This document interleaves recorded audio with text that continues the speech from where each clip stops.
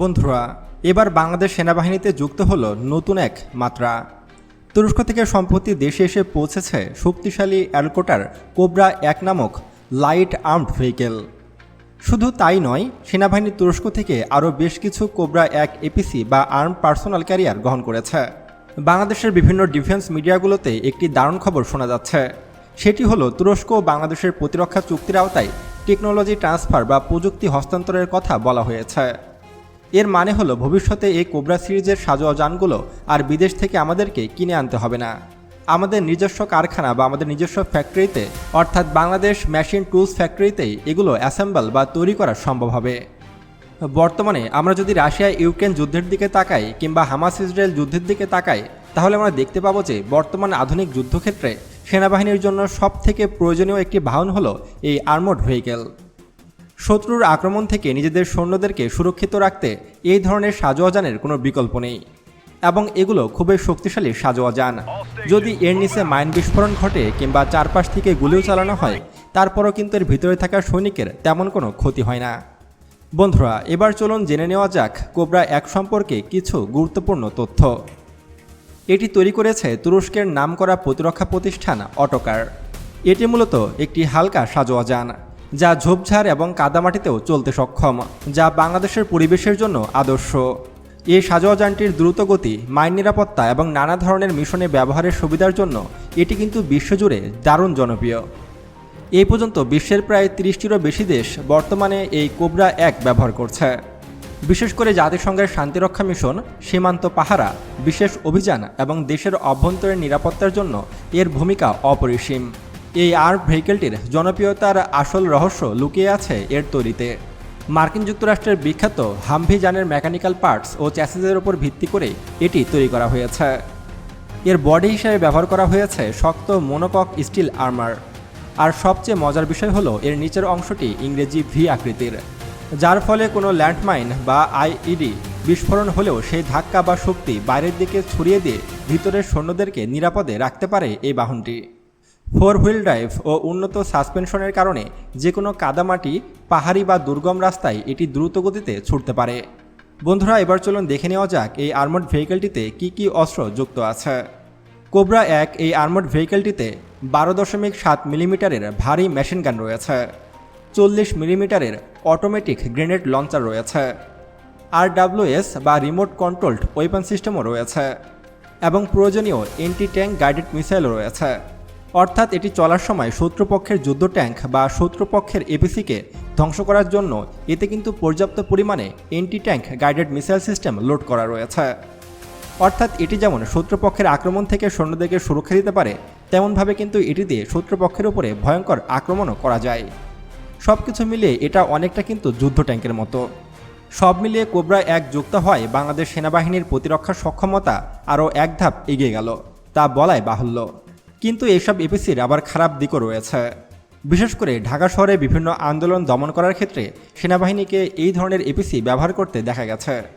এছাড়াও আপনারা আমার গত ভিডিওতে দেখেছেন যে বাংলাদেশ কিন্তু ভারত থেকে ব্যাপক হারে টিয়ার গ্যাস আমদানি করছে, যেগুলো কিন্তু আন্দোলন দমনে গুরুত্বপূর্ণ ভূমিকা পালন করে। এর আগে আমরা বিভিন্ন আন্দোলনে দেখেছি পুলিশ এবং সেনাবাহিনী কীভাবে টিয়ার শেল নিক্ষেপ করে। ভারত থেকে কিন্তু প্রায় 2 টনেরও বেশি টিয়ার শেল তৈরির যে কাঁচামাল রয়েছে তা আমদানি করেছে বাংলাদেশ।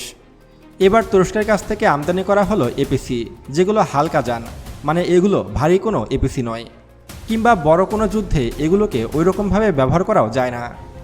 ফলে আমার মনে হচ্ছে বিএনপি সরকার হয়তো তার পতন রোধ করার জন্য এই সমস্ত অস্ত্রের দ্রুত ডেলিভারি নিচ্ছে।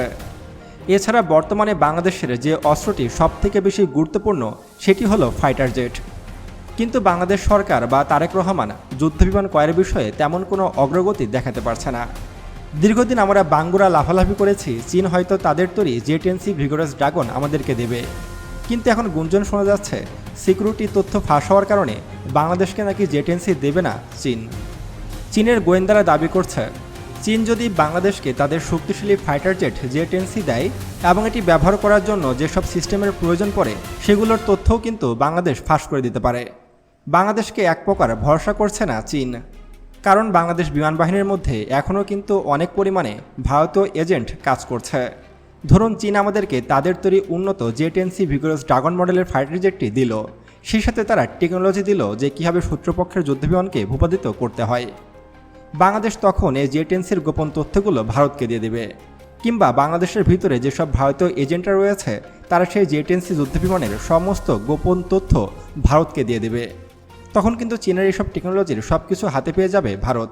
আর এই কারণে হয়তো বাংলাদেশকে চীন তাদের তৈরি জেট-এনসি ফাইটার জেট দিচ্ছে না। সম্প্রতি ভারতের গোয়েন্দা সংস্থা রর প্রধান কিন্তু বাংলাদেশ সফর এসেছে, তাও আবার কোনো রকম আনুষ্ঠানিকতা ছাড়াই। আপনারা এখন স্ক্রিনে যে ব্যক্তিটির ছবি দেখতে পাচ্ছেন ইনি হলেন ভারতের গোয়েন্দা সংস্থা রয়ের প্রধান পরাগ জৈন। তিনি সম্প্রতি বাংলাদেশ সফর এসেছেন, তবে কিন্তু তিনি একা আসেননি, তার সাথে আরও 4 জনকে সঙ্গে নিয়ে এসেছেন। সবাই কিন্তু ভারতের গোয়েন্দা সংস্থা রর উচ্চতর পর্যায়ের কর্মকর্তা। দেখুন বন্ধুরা, 5ই আগস্টে শেখ হাসিনা যে সাধারণ মানুষজনের ওপরে গুলি চালিয়েছিল এবং শেখ হাসিনা যত মানুষকে গুম করত সব কিছুই কিন্তু এর রর সহযোগিতায় করেছিল। এছাড়াও বাংলাদেশে যতগুলো গুরুত্বপূর্ণ প্রজেক্ট রয়েছে, বিশেষ করে বাংলাদেশ সেনাবাহিনীর যতগুলো ঘাঁটি রয়েছে, যতগুলো অস্ত্রশস্ত্র রয়েছে এবং যতজন দেশপ্রেমিক সেনাপ্রধান রয়েছে, সবার তথ্য কিন্তু এই ভারতীয় গোয়েন্দা সংস্থা র সবসময় ভারতে পাচার করে আসছে। এবং এই ভারতের র বাংলাদেশের জন্য সবথেকে বড় হুমকি। আর এবার এই রর প্রধানকেই বাংলাদেশে নিয়ে এসেছে তারেক রহমান সরকার। বাংলাদেশের উচিত ছিল তাকে ঢাকায় আসার সঙ্গে সঙ্গে গ্রেপ্তার করা কিংবা তার ফাঁসি কার্যকর করা, কিন্তু এ সমস্ত কাজ না করে তাদেরকে একটি বিলাসবহুল হোটেলে রাখা হয়েছে এবং তাদের সঙ্গে একাধিকবার মিটিংয়ে বসছেন বিএনপির বড় বড় কর্মকর্তারা। এখন প্রশ্ন হলো, যে দেশ নিজেদের সার্বভৌমত্ব বোঝে না, যে দেশ নিজ দেশের গোপন তথ্যই ঠিক রাখতে পারে না, তারা কিভাবে চীনের তৈরি জেট-এনসি ভিগারাস ড্রাগনের গোপন তথ্যগুলো নিজেদের ভিতরে লুকিয়ে রাখবে এবং এর গোপন টেকনোলজি যে ভারতের কাছে পাচার করে দেবে না বাংলাদেশ, তার কী বা গ্যারান্টি আছে? ধরুন চীন আমাদেরকে তাদের ফাইটার জেটের ডেলিভারি দিল, তার পরের দিনই দেখবেন যে এর বিভিন্ন অংশ খুলে ভারতে পাচার করে দিয়েছে বাংলাদেশি রর এজেন্টরা। দেখুন বন্ধুরা, আমরা কিন্তু 2বার এ দেশ স্বাধীন করেছি। 71-এ যুদ্ধ করে এ দেশকে আমরা স্বাধীন করেছিলাম। এরপর আবার 2024 সালে শেখ হাসিনার পতন ঘটিয়ে দিয়ে আমরা একটি স্বাধীন বাংলাদেশ চেয়েছিলাম, কিন্তু বাংলাদেশ সেই পরাধীনই রয়ে গেল। শেখ হাসিনার সময় বাংলাদেশের অবস্থা যেমন ছিল এখন তার চেয়েও বেশি খারাপ হয়ে গেছে। জুলাই যোদ্ধাদের যে স্লোগান ছিল যে দিল্লি না ঢাকা, তাদের মুখে এখন আর সেসব স্লোগান শুনি না যে দিল্লি না ঢাকা। শেখ হাসিনা যেরকমভাবে বাংলাদেশকে শোষণ করেছে, বর্তমান সরকারও ঠিক একইভাবে বাংলাদেশকে শোষণ করছে। বরঞ্চ বর্তমানে দেশ আরও খারাপের দিকে ধাবিত হচ্ছে। গ্রামাঞ্চল থেকে শহর অঞ্চল সব জায়গাতেই বর্তমানে ব্যাপক হারে লোডশেডিং দেখা দিচ্ছে। ঠিকমতো বিদ্যুৎও পাচ্ছে না সাধারণ মানুষজন। ঘন্টার পর ঘন্টা লোডশেডিংয়ের মধ্যে থাকতে হচ্ছে সবাইকে। তারপরও কিন্তু বিদ্যুৎ বিল কম আসছে না, বিদ্যুৎ বিল আগের চেয়ে আরও বেশি আসছে।